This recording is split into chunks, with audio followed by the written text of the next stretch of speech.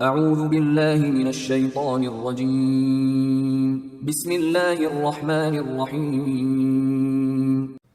سورہ بنی اسرائیل آیات نمبر 71 تا 84۔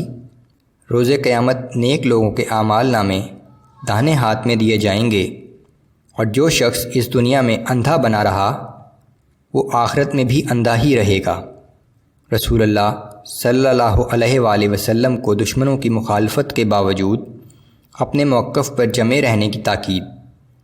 رسول اللہ صلی اللہ علیہ وآلہ وسلم کو تسلی کہ اگر یہ لوگ آپ کو اس شہر سے نکال دیں گے تو خود بھی زیادہ دیر یہاں نہیں رہ سکیں گے۔ حصول صبر و استقامت کے لیے نماز اور خصوصاً تہجد کی تاکید۔ پوشیدہ الفاظ میں ہجرت کی دعا کی تلقین۔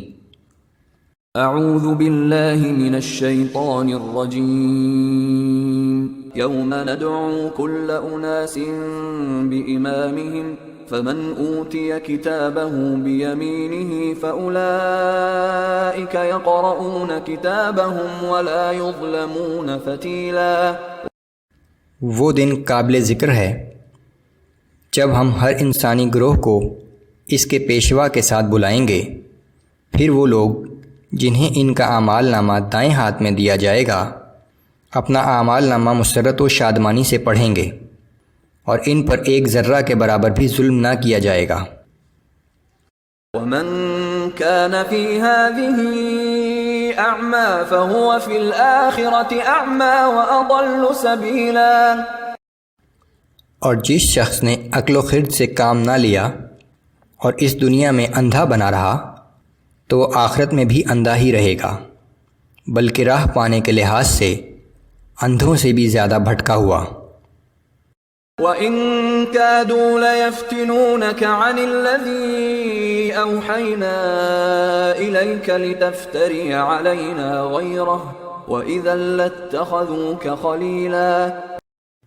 اے نبی صلی اللہ علیہ وآلہ وسلم، ان لوگوں نے اس کوشش میں کوئی کسر نہیں اٹھا رکھی کہ آپ کو ہماری طرف سے بھیجی ہوئی وحی کی تبلیغ سے باز رکھیں، اور یہ کہ آپ اپنی طرف سے کوئی بات بنا کر اسے ہماری طرف منسوب کر دیں۔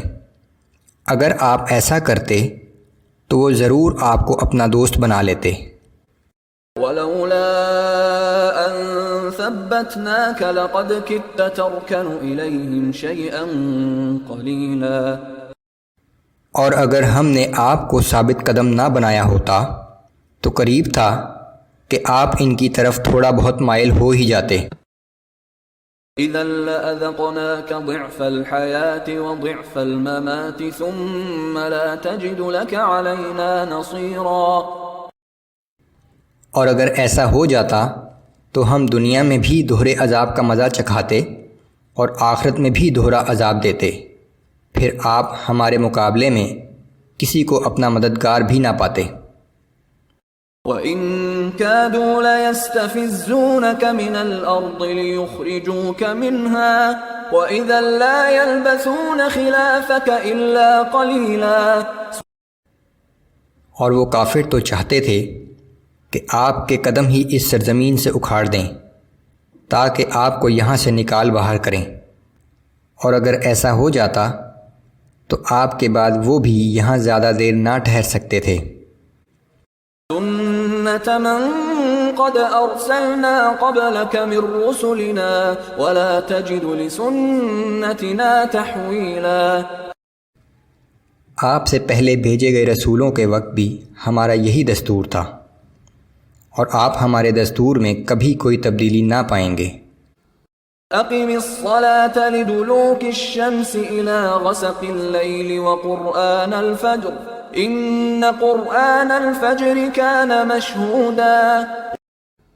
اے نبی صلی اللہ علیہ وآلہ وسلم، زوال آفتاب سے لے کر رات کے اندھیرے تک نمازیں ادا کیجیے، اور نماز فجر کا قرآن پڑھنا بھی لازم کر لیں۔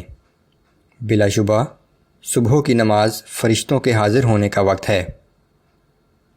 وَمِنَ اللَّيْلِ فَتَهَجَّدْ بِهِ نَافِلَةً لَكَ عَسَىٰ أَن يَبْعَثَكَ رَبُّكَ مَقَامًا مَحْمُودًا۔ اور رات کے کچھ حصے میں تہجد بھی ادا کیجیے کہ یہ آپ کے لیے خصوصی عبادت ہے، یقیناً اس کی برکت سے اللہ آپ کو مقام محمود پر فائز کر دے گا۔ وَقُلْ رَبِّ أَدْخِلْنِي مُدْخَلَ صِدْقٍ وَأَخْرِجْنِي مُخْرَجَ صِدْقٍ وَاجْعَلْ لِي مِن لَّدُنكَ سُلْطَانًا نَّصِيرًا۔ اور آپ اللہ سے دعا کیجئے کہ اے میرے رب، آپ مجھے جہاں بھی لے جائیں وہاں خیر و خوبی کے ساتھ داخل کیجئے، اور جہاں سے لے جائیں وہاں سے خیر و خوبی کے ساتھ نکالیں، اور ایسی قوت عطا فرما جو میری مددگار ہو۔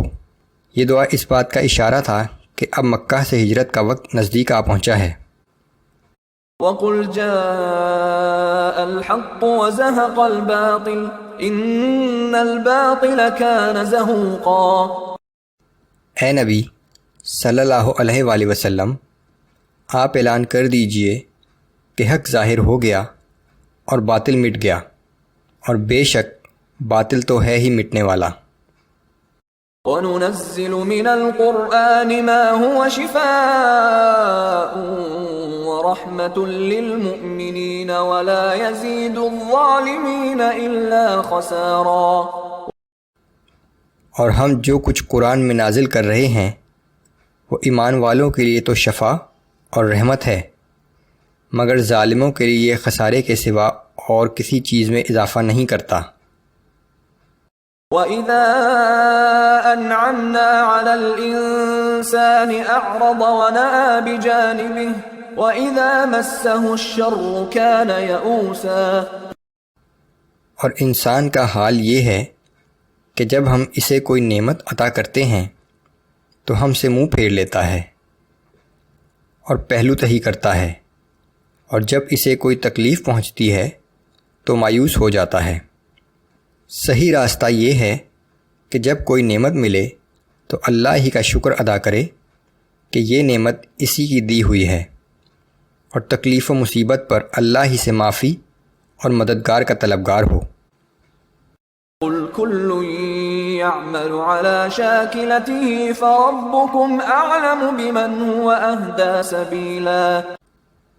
اے نبی صلی اللہ علیہ وآلہ وسلم، آپ کہہ دیجئے کہ ہر شخص اپنی فطری طبیعت اور سوچ کے مطابق کام کرتا ہے، سو تمہارا رب ہی بہتر جانتا ہے کہ کون شخص زیادہ صحیح راہ پر ہے۔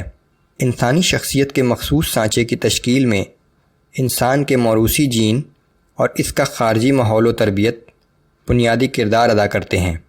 پھر ہر انسان اپنی شخصیت کے اس سانچے میں رہتے ہوئے اپنی ساری زندگی گزارتا ہے۔